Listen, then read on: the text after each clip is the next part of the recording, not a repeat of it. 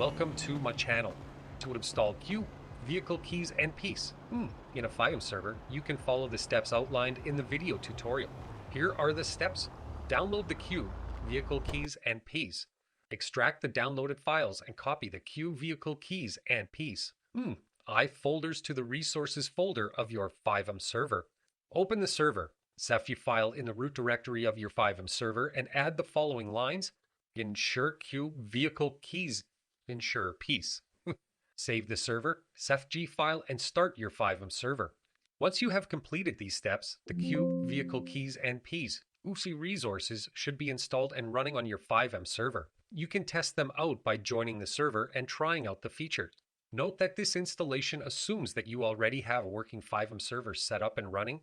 If you need help setting up a FiveM server, you can refer to the video tutorial of us so that they can join our Discord for more info or setting up a FiveM server. Moreover, we only work on Qbcore based server.